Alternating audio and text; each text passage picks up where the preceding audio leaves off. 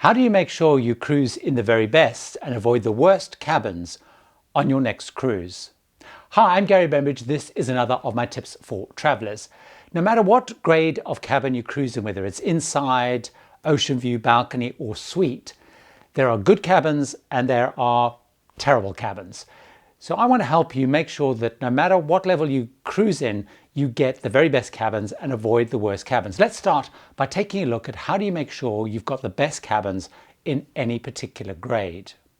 Well, my first tip, and the one that I absolutely live by, is when I choose a cabin, I make sure that I'm surrounded on every single side by other cabins. So above me, either side of me, below me, and ideally opposite me, I have other cabins. This means that I'm buffered on all sides from unwanted noise. So it means that I'm not going to be near noisy venues. I'm not going to be below something like the pool deck where there could be a lot of noise, the nightclub, whatever it is. So absolutely critical to make sure you've got the best cabin in whatever grade you are. Make sure you're surrounded on all sides by other cabins.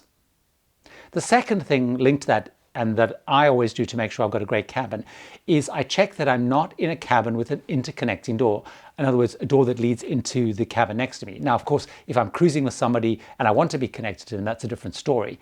But if you've got strangers next door, you could find you get a lot of noise from them. So it could be televisions, it could be music, it could be talking loud. So if they're on a different schedule to you in terms of sleeping, partying, whatever it is, you could get a lot of noise coming from next door. So that's the second critical thing. Again, no matter what grade you're in, make sure you avoid those interconnecting cabins. And particularly if you're lucky enough to be going in a suite, because you'll find a lot of suites do actually have interconnecting doors to other cabins, if families or whatever are traveling together. My third critical thing is if you are concerned about motion and you don't really like a lot of motion or you're worried about getting seasick, make sure that you've got a cabin midships. Now, the great advantage of a midships cabin is not only are you going to have less motion because, as a ship moves, the middle is where you're going to get the least amount of movement. So that's really, really important. But also it means if you're in the middle of the ship, you're going to be sort of equidistance from all of the key facilities. If you're at the front of the ship or the back of the ship, you might have a long way to walk to go to the restaurants or the theatre. If you're in the middle of the ship, you're kind of close to everything. So that's a great advantage of being midships. Motion as well as being close to everything. One of the things that I really recommend you look for if you're traveling, particularly with friends or even with a partner, is try and find a cabin that has a curtain divider. The great advantage with that is if you're traveling somewhere where it's very light and you want to sleep in, perhaps you've been out partying. If you've got a curtain divider partway through the cabin, it'll make it really dark and cozy if you want to sleep in late. But also if you've got a partner who gets up early or sleeps differently or wants to go to bed at a different time, they can go in that separate section, they can read, they can do whatever they want to without disturbing you. So I really like cabins with a curtain divider.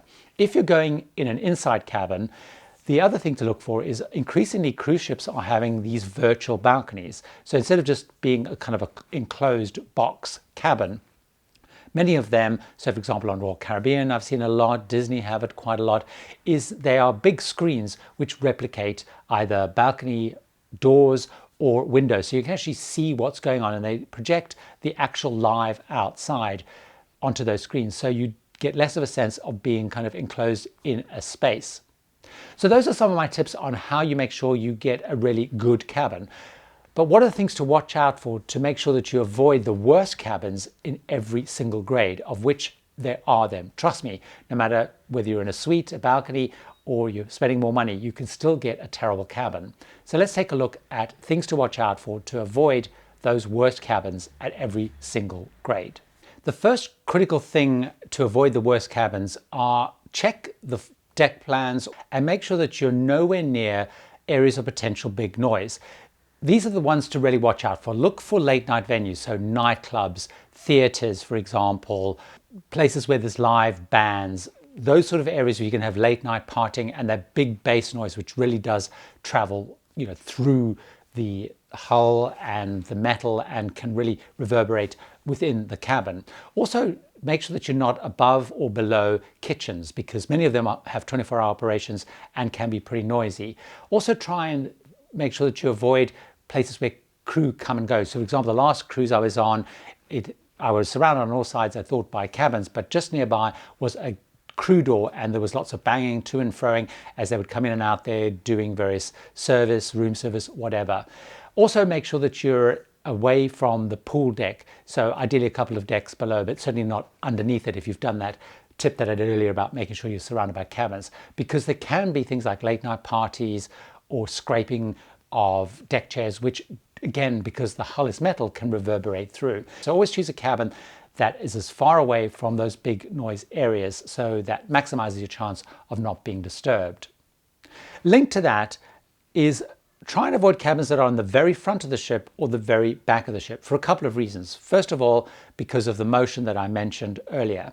If you're at the front of the ship, there's also a risk that you will get a lot of noise from things like the anchor, particularly if you're in a lot of ports where you're going to be, mooring, because you can get lots and lots of noise. And so I know, for example, on one of the cruises on recently, the expedition leader, the cruise director, spoke about how his cabin and many of the other senior crew cabin were in the front of the ship because it was very noisy where the anchor was going down. If you're at the back of the ship, there is a risk that you get some reverberation from the engines, depending on the type of ship you're on. But also you can often find at the back, there's often big pool deck areas where they have big pool parties at night, so there can also be noise from that. So that's one thing to avoid. Try and avoid the very front and the very back of the ship and get as close to midships as you can. My next tip is, if you really want to make sure that you're going to avoid the worst cabins on a cruise ship, I would discourage you from going with the guaranteed fare approach. For those of you who don't know, there's two ways you can book a cabin, one of which is where you pay a slight premium and you'll choose your very specific cabin. So for example, I always do that because I like to make sure I've got the right cabin. The other way, which is slightly cheaper, is to go for what's known as a guaranteed cabin. So you basically pay to go in an inside, an ocean view, a balcony, a suite, whatever it is, and the cruise line allocates the cabin. Now bear in mind, you're probably going to get the leftover cabins. So you're probably going to get the cabins that people haven't chosen because they know they're really great cabins. So you might get a cabin that's in a noisy area, it's a funny shape, it's not ideal. So if you possibly can, try and go for a fare where you actually choose your own cabin, particularly if you are worried about getting a great cabin, because you are a bit throwing the dice and taking a gamble. So that's why I always prefer to go with one where I choose my own cabin. So it's a watch out of guaranteed fares.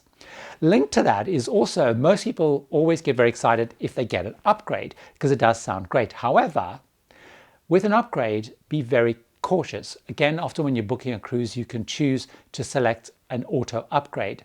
I tend not to do that. The reason is, if you get an auto upgrade, you normally have no say in the cabin you get. So whilst you might get moved from an ocean view to a balcony or a balcony to a suite or whatever, again, you have no say, and you're probably going to be given whatever's left and probably not the best option.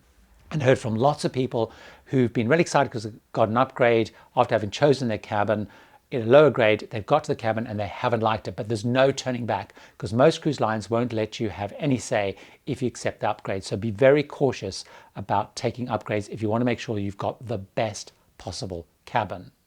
Another tip that I've got to avoid the worst cabins is really talking to people who are going for suites.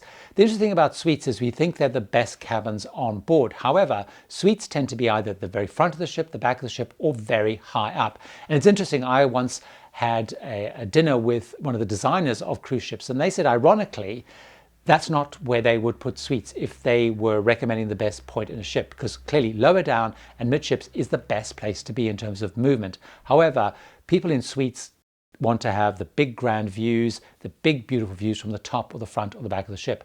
Those are not actually the best places to be. So if you are going in a suite, look very carefully about what's around you, particularly for noise. So for example, I was on a recent cruise where they've got these magnificent big new 2-bedroom suites.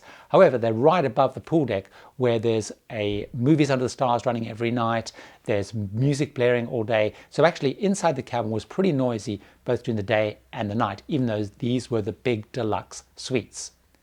No matter what level you cruise in, inside, ocean view, balcony, suite, there are good cabins and there are not so good cabins. These tips should help you make sure that you get a great cabin, not a terrible cabin on your next cruise. I have loads more videos packed full of cruising advice and tips, so why don't you watch another one of those right now.